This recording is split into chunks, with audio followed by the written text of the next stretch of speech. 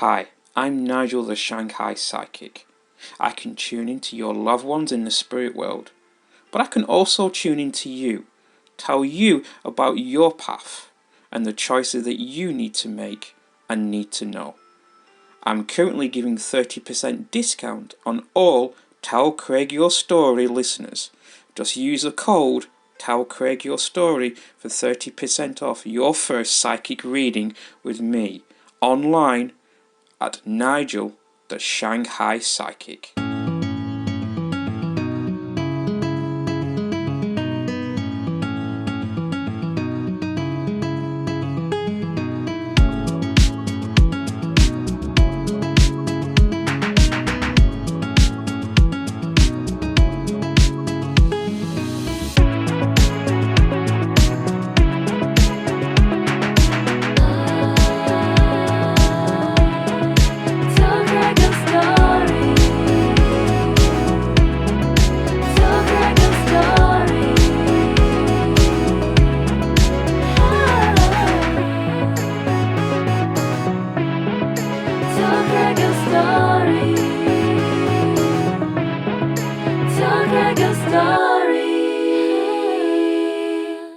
Hello everyone, Craig here. Welcome to another edition of the podcast, Tell Craig Your Story.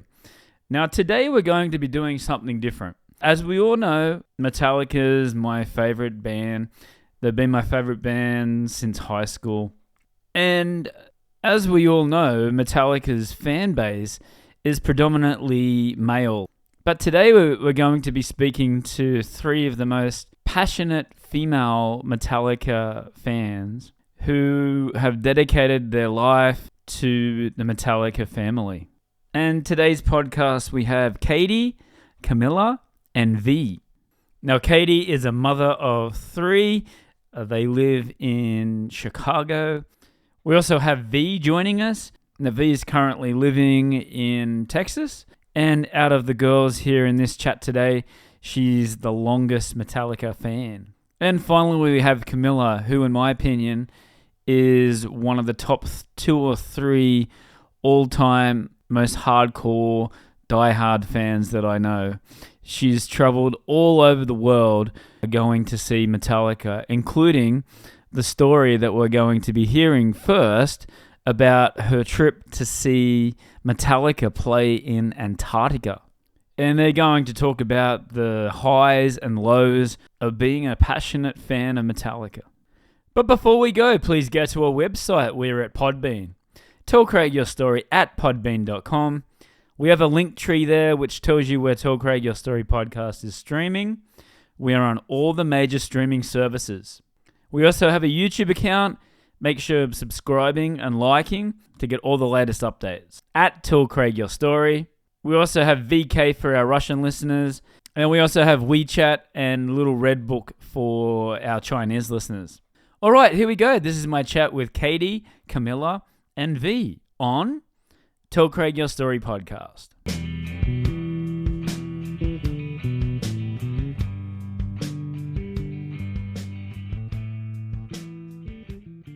Yeah, so we were supposed to get there in like 48 hours from the moment we sailed, and it took 63 because we got stuck in this storm.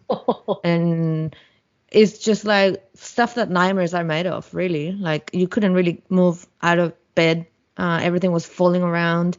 And I'm Chilean, so I'm not too shy to what an earthquake feels like and that sensation of fear, you know. But this was like probably worse because you're in the ocean and there's nothing around you. And then if anything, if the boat breaks, then that's it. You know, like no one's going to come and aid you on time, and the water is frozen. So it's like horrible, you know. And then as we were navigating through it, and we would get these sort of announcements coming through the speakers that we had in our rooms, and we were like, oh, you know, like this is not how we were expecting things to go. And, you know, you start hearing all these things that you hear in the Titanic and it doesn't really sound too good. And you just expect the worst. But to be fair, because we kept vomiting because it was so rough. And I had not eaten for like maybe 12 plus hours. And I was in the room with another two girls, and then they were like checking up on me because out of the three, I was probably the worst one. The others managed to get up and sort of try and get some movement into the body because I was just bedridden for like whatever the trip length was. I was just bedridden, couldn't really do anything. My head was super light, and it was not nice. It was not nice at all. And then eventually, I think I fell asleep in the middle of that fear. And then I woke up, and everyone was like sleeping. And we had arrived, and I could see outside the little round, sort of boat window, like that was completely wide outside. And I woke up everyone in the room, like I think we're either dead because it's very still, or we just arrived. And then we went up to the top of the boat, and we were surrounded by that, and it was just like, holy fuck, this is real. But it was awful. That doesn't take away the fact that we had to endure that trip. It was awful.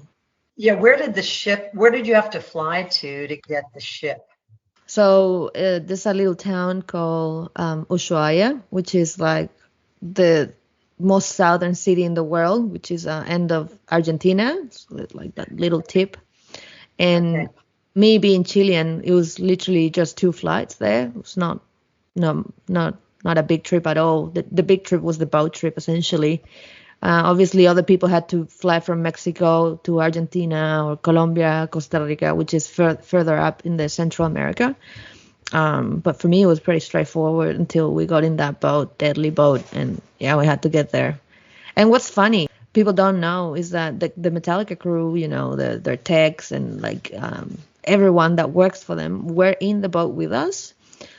So they could attest to the band how awful it was, because I think when the band, they flew in and then they were zodiaced into the boat, they were like, oh, we're here, it's all good. And we were all still pretty rough. Like it took a couple of days to feel normal again and getting food in you and, just feeling energized again. I don't know. Took a little longer than what I would expect, but the band was like, that was no worry. That was a fan only show, right? It wasn't. You couldn't buy tickets to that show. It was like No, through the it fan was club like you only. just have to win the contest, and the contest was Right. not fan club contest. It was organized by Coca-Cola company and Coca-Cola Argentina essentially. So you just had to basically read the sort of terms and conditions of the contest. Depending on what country you were in, only 5 countries in the world could participate, and Chile was one of them. So I was like, there's no way I'm not going to this, and I stopped everything I was doing. I was doing uni at the time. It's not that I stopped going to uni, but I was obviously very sidetracked on winning this contest because I knew if I didn't win it, I would be very depressed and probably would never forgive me for it. But I'm glad things worked out. It was pretty hard contest too. It was not easy to win. It was like not easy to win. Like if you were not a genuine, like dedicated fan, I don't think you could win that easy unless, I don't know. I would say my guess is they probably did extensive research on the applicants. Yeah, they would have had to. Yeah. Yeah. I mean, They've had to check how long you're in the fan club for. Like what? well, the fan club don't matter, like the people that won for Right. Chile, I knew one of them, and you could say that he's dedicated. He's traveled to see them some places and stuff. And then the other girl, she's never seen them before.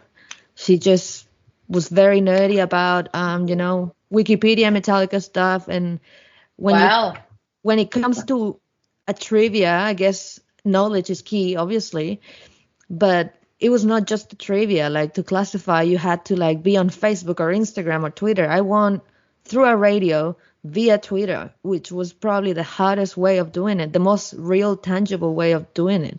Because the others were like, oh, it's just luck, So did you have to do, so you applied, right? So no, you don't apply. So you just have to participate. So there were 3 ways of participating. So you had 3 social media apps, which was obviously Instagram and Facebook and then Twitter. So Facebook and Instagram, I thought they were very, very vague as far as competition, because like they would post in Facebook, they would post a question at any given time of the day. Obviously, you want to assume working hours, right? And they would just throw the question in there at whatever time it was. And then the first 20 answers correct in that post would go into this sort of online, sort of random number from 1 to 20, and that online thing would determine who that person was. And that's how you would go through it by Facebook, which again is a mix of luck, timing, but mostly luck, because when you have 20 chances, 1 in 20 chances, I think that's not great. So I thought, I'm not really going to bother with Facebook because I don't find that tangible enough to sort of give it a crack. And then Instagram was worse. It's like, just use this hashtag, post as many pictures as you like, and show, how much of a fan you are. And I tried doing that at the beginning because I had so much material, and then I'm like, oh, it's just a hashtag. They'll pick whatever they want to pick, So I thought, again, this is not really tangible. And then I went on Twitter because you had to listen to an online radio, and in the radio, they would throw a question at any given time again. And then if you were the first one to reach their account, add whatever account it was, hashtag whatever it was with the right answer, you would go into a semifinal for that weekend. So it was not even like if you get it right and you're the first one, that's it. No, you had to still go in another phase with another person and go into some kind of retweet war. So just put this picture up, and whoever gets the most retweets would make it through to the final. Oh my gosh. No, it was painful as fuck. Like, it was not easy, my gosh. and it was like, it took time. I didn't even realize. Yeah, it's bad. And again, the contests were different depending on your country, like Argentina had a completely different mechanism of doing the contest, and people were not happy because of all countries, for Argentina to be the country that organized this whole trip, this whole experience, their contest was the shittiest one. The one that had more room for any idiot really to go to Antarctica, whether you like the band or not. That it was not really designed for someone that's dedicated or really genuinely loves the band. Yeah. Wow, so they got a lot of shit in the press for that. Yeah.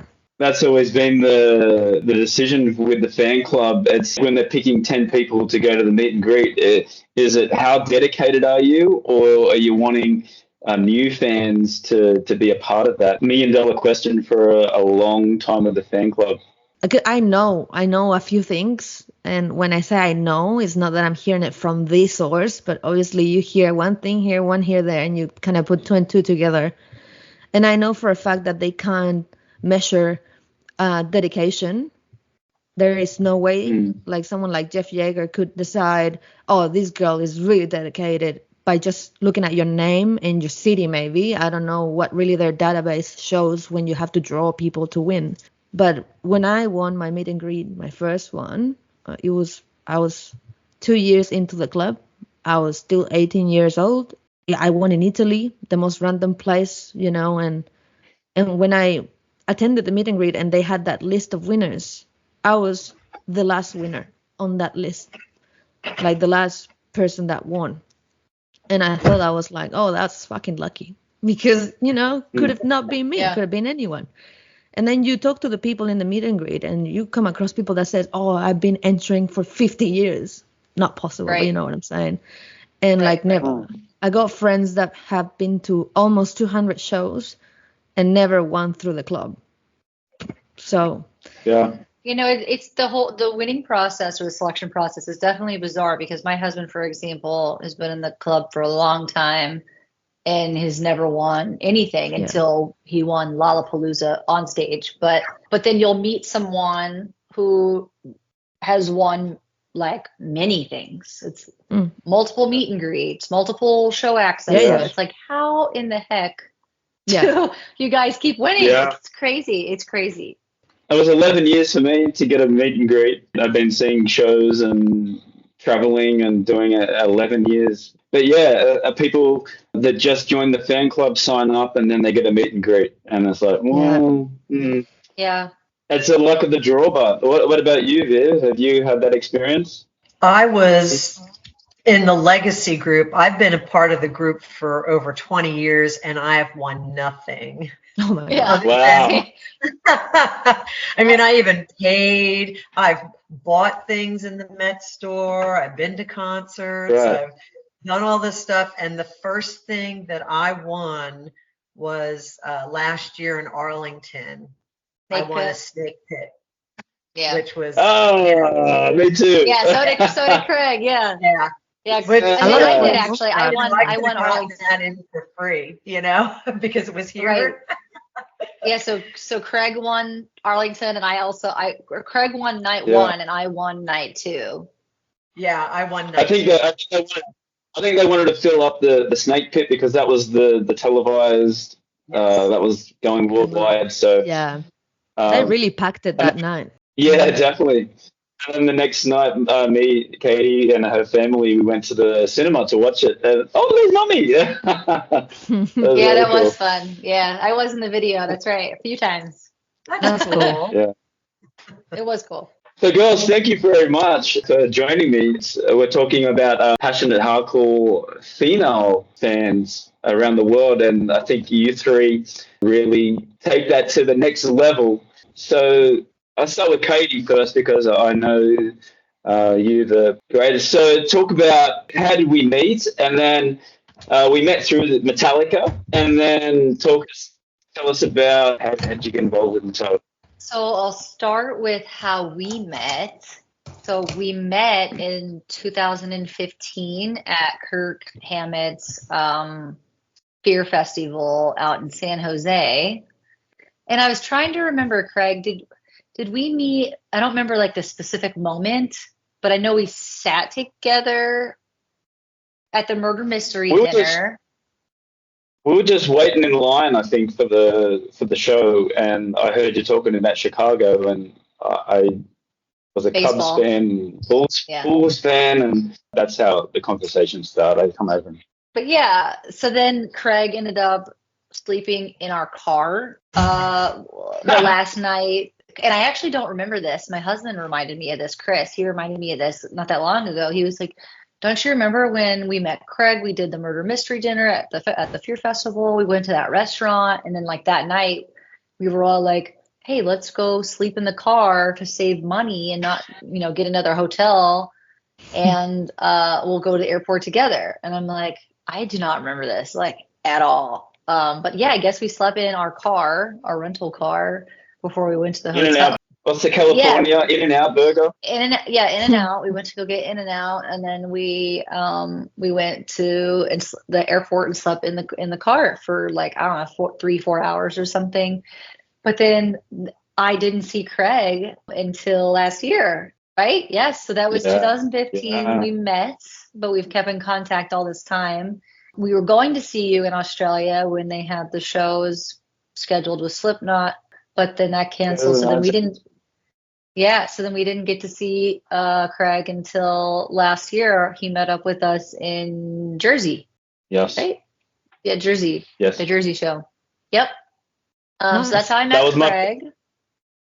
That was actually the first show that I'd seen since the Soundwave in 2013. So I was really, really, really excited and really pumped to see the band and try to hold in when the Ecstasy of Gold started playing, being in the front row, the band comes out. Yeah, it was a very awesome experience. But now Craig was very excited, and I was very pregnant and very sick to my stomach. Yes.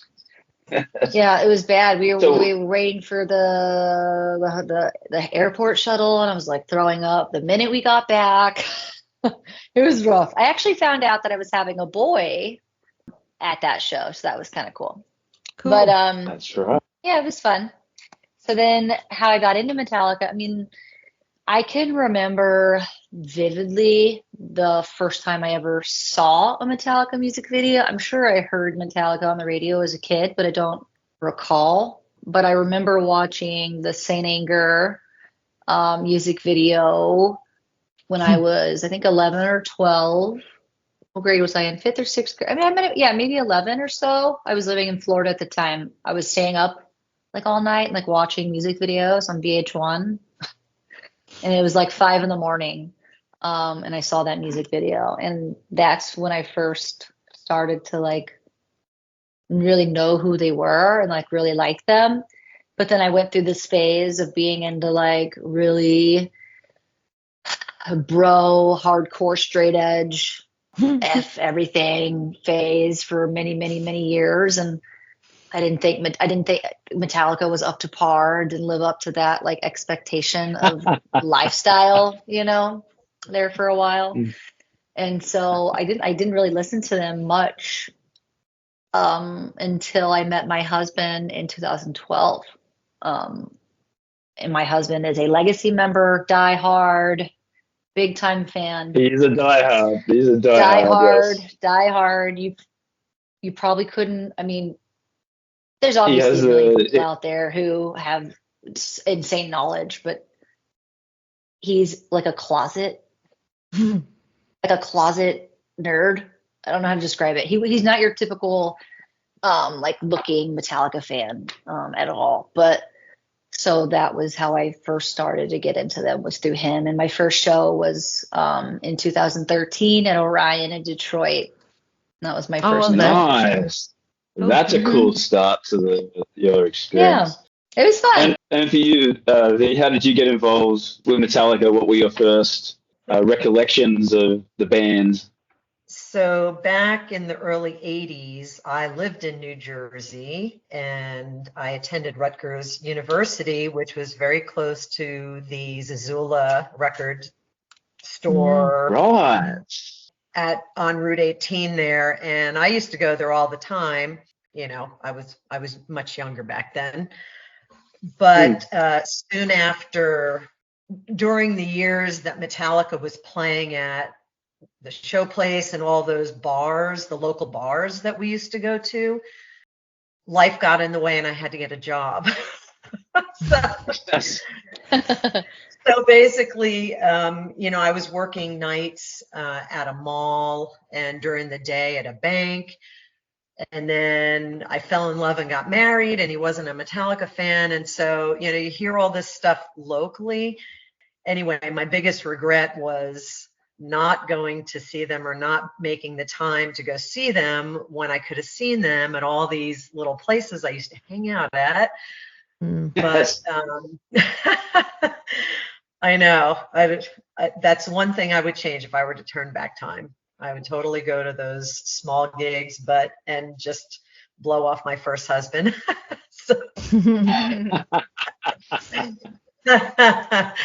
My first Metallica concert was the Summer Sanitarium in 2003 in Seattle with Limp Bizkit, Linkin Park, Mudvayne, and I was living in Portland, Oregon at the time. And my godson had just graduated high school. And so I bought 2 tickets, one for him, one for me. And I said, okay, we're going to go see your favorite band, which was Linkin Park. And I said, I'm going to go see my favorite band for the first time. And so we drove all the way up to Seattle and had a great time. And I was just blown away. I remember hearing For Whom the Bell Tolls for the first time, and I just cried. I was so happy. I was so happy. And all I could remember was, I sat in the fan club section. We had seats, and it was, in that little section there. And I just remember that song vividly. I could feel it, and I just cried. And I thought, I should have been doing this for the past 20 years. Yeah. But that was my first show. And I didn't really, I was part of the Met Club, and I'm a Legacy member. And like I said before, I didn't really win anything until last year when I got the Snake Pit tickets. But, I did go to Orion in New Jersey at Bader Field, and that was really cool. I didn't really get involved with the local chapters until I moved to Dallas.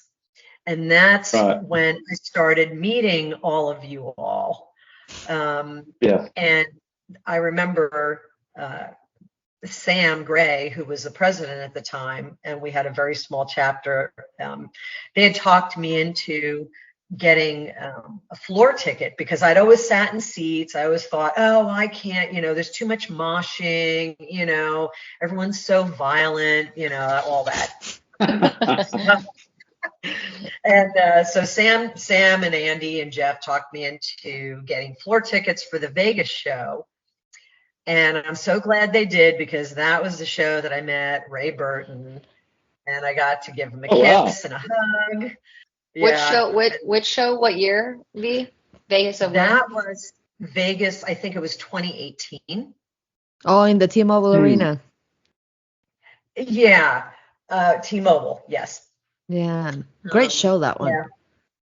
Great Yeah, Corey experience. Taylor. I got to hug on him, and I got a picture with Corey Taylor. Yeah, Corey was around. And a few other people, yeah. That's awesome. We met. Yeah, Me and so- Craig He met was- Corey at the Yeah. festival. Yeah. Mm-hmm. So that show was where I started. That's where I started meeting like all of you folks. You know, where I was totally missing out by sitting in seats because you don't really get to interact with anybody. So that Vegas show was critical to me, where I met Mike Mueller. You know, I met all the OG, right? All the OG fans, and it just totally opened up a whole new Metallica show experience for me. But anyway, and then here we are. Nice. Are you a part of the chapter now, V? Yes.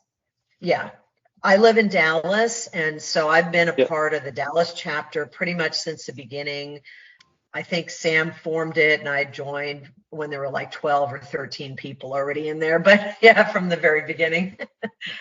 Right. So And do you have regular meetups, or is it just when the band is touring? no, we're a pretty active chapter. Yeah.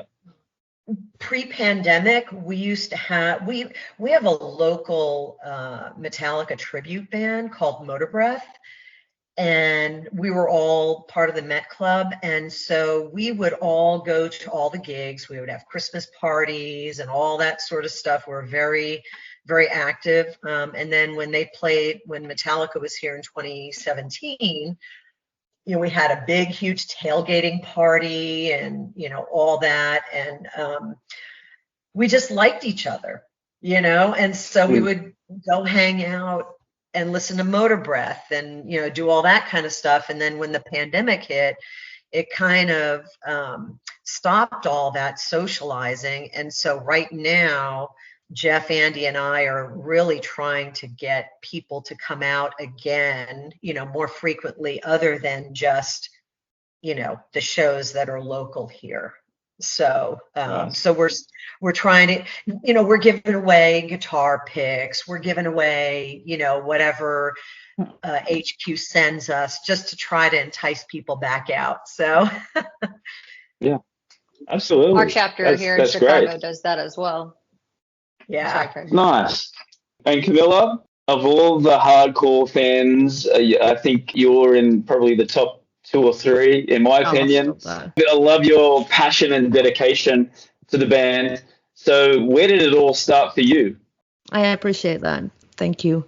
Yeah, I think it started, you know, when I was young enough to absolutely commit to something and just one thing only. You know, when you're like discovering things and you're young, you can just find something that is for you and don't ever let go of that. And like Katy was saying, she was going through phases at an early age. I think me, like her and a lot of other kids, I did too. You know, like I was first exposed to heavy music through Marilyn Manson and like Slipknot.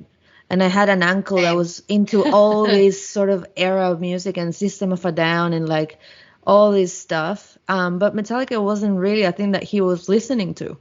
So obviously I could have been exposed to them way earlier than I actually was, but no. And then, you know, I love Slipknot. Like now recently they have become a bit questionable with all the, you know, change of members and whatnot. And I can't really keep up with what they're doing anymore. But like, if you ask me, I don't know, maybe 15 years ago, I was just like in love with that band so much, you know, and heavy music in general. So when Metallica came around, it was through my best friend. He was playing a guitar solo because he had just gotten a new guitar for Christmas. And he was practicing a solo because he was going to guitar lessons and stuff.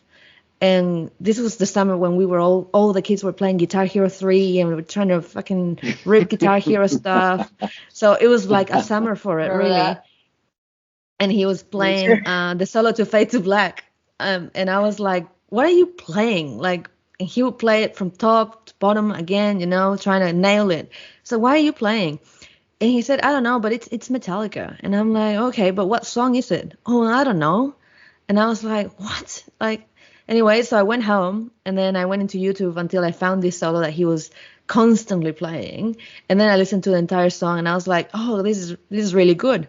And then that was kind of the rabbit hole that I went into. And then I just discovered the music in whatever order, which I think it's great, because when you're a late fan, and not late because you're late, but because I was young still, and they've been around for how many years then? Yeah. It's, Same. you're not late. You're just joining at the time that is right, Yeah. And then you have the freedom, which I think this is a great thing, I don't think people often talk about this, that you can decide where you start your Metallica journey, and you don't necessarily have to follow, the records in order, start Kill 'Em All or whatever, So I think from the Black Album, it started for me, and I never really looked back. I love this band, and I love every album that they've done, and I think every album is so different. And it was great just discovering them in whatever order. And my first sort of album cycle was Death Magnetic. My first show was during that cycle in 2010 in Santiago. Nice. And then I was still underage when I went to that show. So it's not like, I fell in love with them and everything that they do, how a live show it is, and what it brings to your life, and that connectivity that you feel at a Metallica show that you don't really feel anywhere else, in my opinion, And then I thought when I was 18, I was just gonna go and following them, and that's what I've been doing since. Really, I haven't really stopped. So it's been really, really good. Really good life, and it's all because of them. I am today in Australia because of them, in some weird reason. Yeah, right. So it's crazy, all the life choices, everything. It all circles back to them or whatever, So it is pretty intense. I don't like getting into real detail because people can think like I'm fucking weird and stuff. But I guess you guys get it to some extent. So. Sorry, I was gonna say, I think for me, being a late fan, right? What's cool is I still feel like I learn things and things still surprise me, or I'll come across something, or I'll dive into an album to listen to that I haven't listened to in a while, and I'll notice things, or I'll really start to like certain songs even more now than I did when I first heard the album, just because I'm obviously a growing adult now, and my taste and life experience things have changed. And so with all of their content and everything that they've put out throughout their career, it's just cool. Everything circles back, and I'll go back to this album or this experience, and then I'll get to re-experience it in a different way. So it's kind of cool being able to do that, I think with some people, and it's going to happen in a lot of different cases, but how can you be a fan like this? How can you be traveling all over the world, traveling to different countries, going to all these different shows? There's going to be some backlash from certain people, but how do you sort of handle that, Camila? I mean, you're traveling, all over the world to see your favorite band. I mean, it's such a dedication. So I think what is key again is that I was very young. I think a lot of people start traveling a lot when they reach a certain age where they're financially super stable or working remotely, and they just can do whatever they want with their lives. Where I was young and very dumb and spending all my money doing these things. And when I say spending my money, it's not even that. I was just really breaking my credit cards and burning them to the point of no return. I think from 2012 to 2015, insanely enough, it's just insane just to say this, that I've done over 50 shows or whatever it was in 3 years. Or maybe less than that. Actually, less than that. Doesn't matter. The point is that I went to so many places and been to so many shows that I created this massive avalanche of financial debt. And that's the whiplash that you're talking about, because oh, I'm always going to be working. I'm always going to be paying a little bit of the credit card here and there. But like literally all my money, and when I say it, I mean it's like all my money was going to shows and traveling and whatnot. And that created a horrible amount of debt that when it hit me, it was probably, you remember the night before in San Francisco, they did in 2016. That show particularly didn't do really anything for me because it was a show where they play like greatest hits. They have really burnt out the Death Magnetic Cycle. We were up to nothing. And then I had a moment to myself in the middle of that show where I thought, okay, I feel like I obviously was going through personal stuff too. It's not just this, right? But I had a moment saying like, I have to take a break for me, because if I'm at the show and I think that I'm not enjoying it as much as I used to, I don't see the point of being at a show just because it will become something that I will regret over time. And I don't think it's necessary. So I took a break and I took the rest of 2016 off, pretty much all of 2017 off. And all I did during that time was paying off the credit card and trying to get back on my feet. Because I was really, really, really bad in debt. And people don't talk about that, People don't know that. Obviously, I'm very open about talking about it because it is a reality, There's, for a South American girl like I will always be, But like for us, money doesn't come in easy. You have to work a lot of overtime to make remotely what someone in Australia or in America do for money. So like we are way below on a lot of things, and, eventually that was going to happen. And I'm glad it did at a point where I was just in need of a break. And now from that moment in time, I'm more sort of organized when it comes to what can I do without pushing the limits. Right. And being financially in debt again, especially now that I live in Australia. And Craig, you very well know that to go anywhere is 10 plus hours.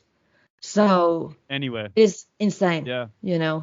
As a good practice, you just, if it's going to put you in debt and if it's just for one show, I'll just won't go. For example, the All Within My Hands that a lot of people get really excited about. A seat costs you an arm and a leg. I particularly don't enjoy seeing at a Metallica show.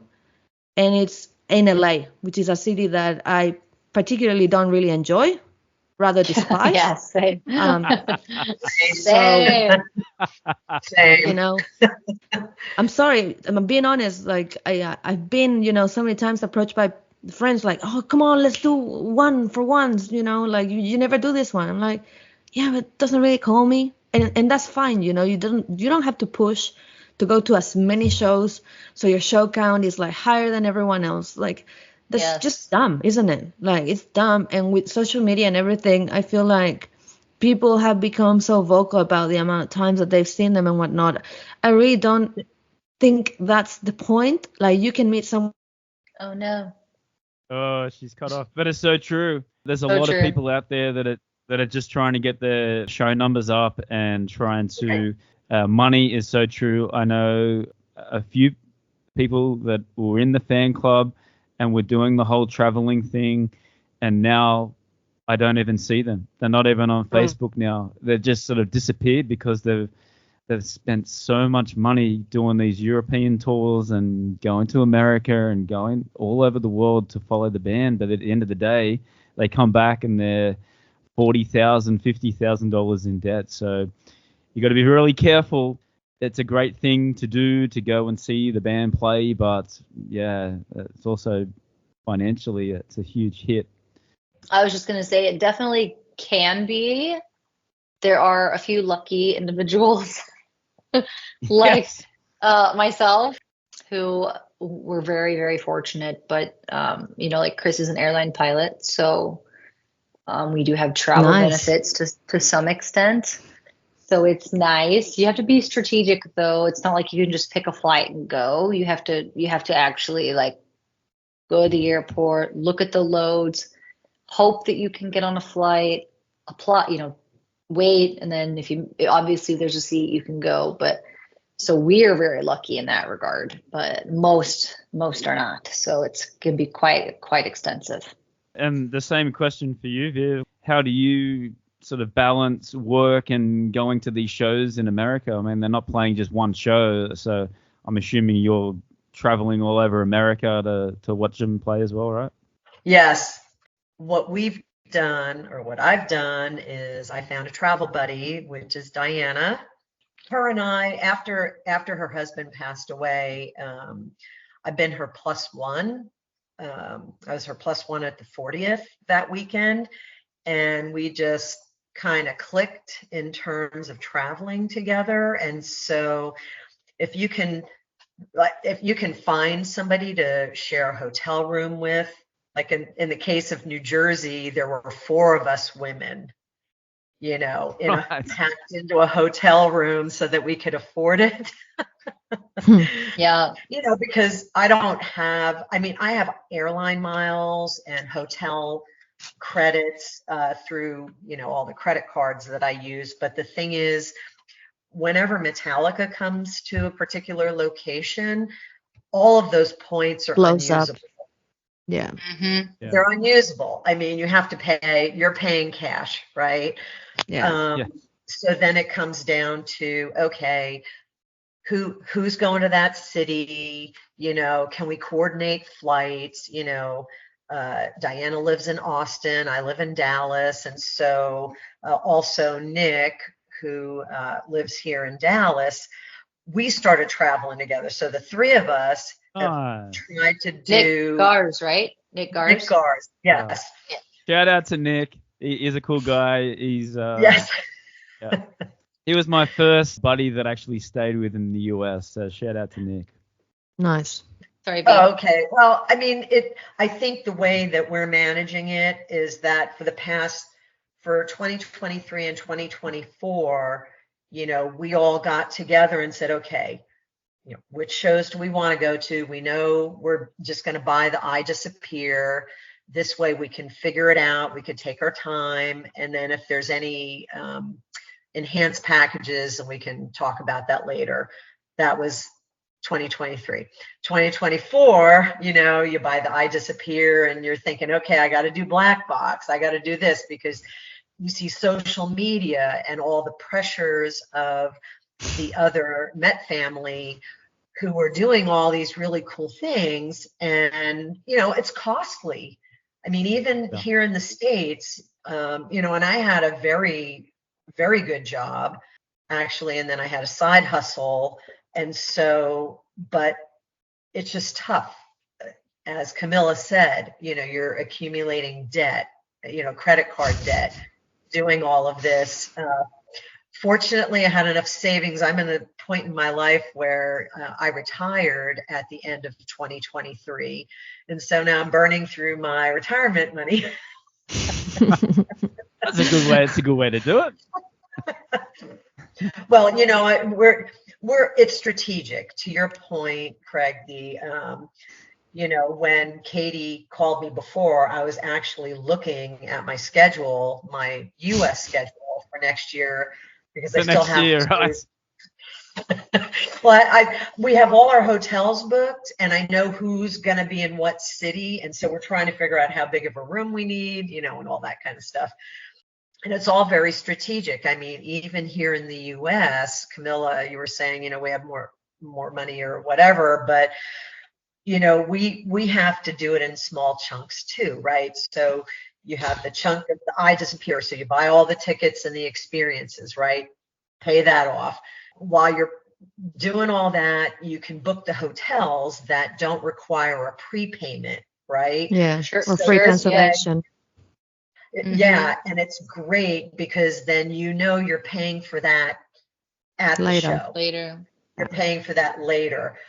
But the next thing is the flights, because that's cash out of pocket right away.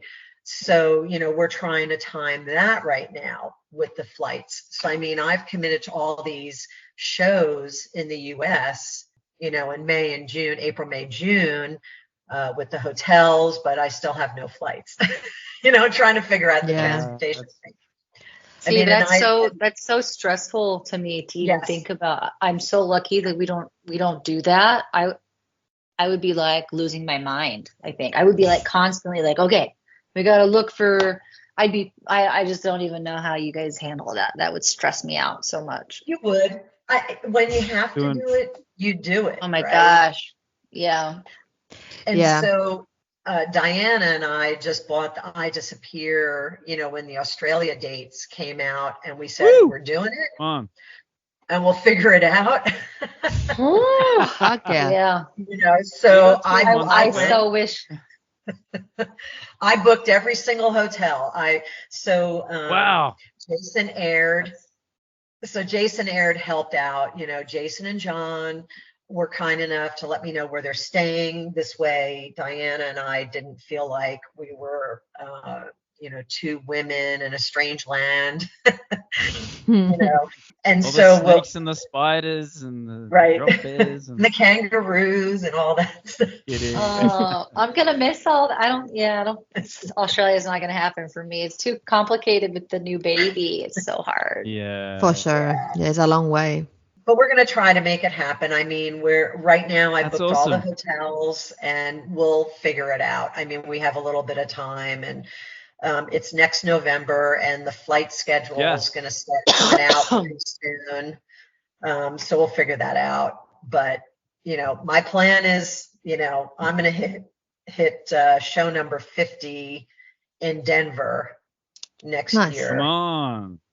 Yeah, I was able to snag a platform in Denver. Oh, wow. So. You got platform. Wow. Never done that. That's very unique.